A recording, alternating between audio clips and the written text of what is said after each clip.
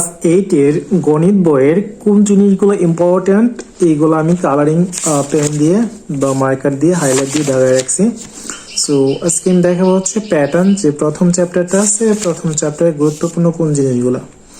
Like এখানে জিনিসগুলো আমি লাগাই রাখছি, মানে দাগায় রাখছি। স্বাভাবিক সংখ্যার প্যাটার্ন, মৌলিক সংখ্যা, হ্যাঁ মৌলিক সংখ্যার সংজ্ঞাটা, তারপরে এই বক্সের ভিতরে মৌলিক সংখ্যাগুলো দাগানো আছে। তারপরে সংখ্যা শ্রেণীর নির্দিষ্ট সংখ্যা নির্ণয়, হ্যাঁ দ্বারা দেওয়া আছে। তারপরে এখানে দেওয়া আছে ধরো এই যে প্যাটার্ন, যেগুলো দাগ দিয়ে রাখছি, জাস্ট এগুলো তোমাদেরকে পড়তে হবে। স্বাভাবিক ক্রমিক সংখ্যার যোগফল নির্ণয়ের সূত্রটা, তো সূত্রটা এর পাশে দেওয়া আছে, এই যে স্বাভাবিক ক্রমিক সংখ্যা নির্ণয়ের যোগফলের সূত্র।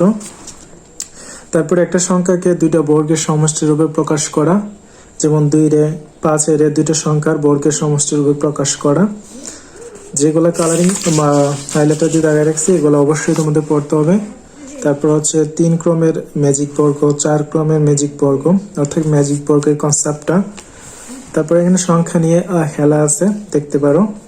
জ্যামিতিক প্যাটার্ন, অর্থাৎ এই প্যাটার্ন উপর বেস করে নিচে নাম্বার আছে বা সিরিজ হয়, এখান থেকে একটা সাধারণ পথ হয়। এই জিনিসগুলো তোমাদের জানতে হবে। তারপরে এখানে কিছু বেসিক সাধারণ পদ আছে, রাশি আছে, এইগুলো থেকে প্রথম পদ, দ্বিতীয় পদ, তৃতীয় পদ এগুলো মান বের করা।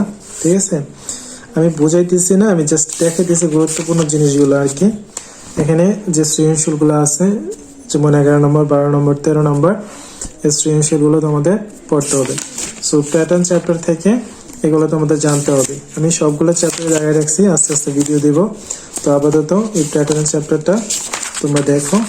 আর নেক্সট কি বলে ভিডিও পাওয়ার জন্য অবশ্যই ফেসবুক পেজে থাকলে ফলো করবা, আর ভিডিও দেখে সাবস্ক্রাইব করে নিবা, যাতে পরবর্তী নেক্সট ভিডিওগুলো খুব সহজে পেতে পারো।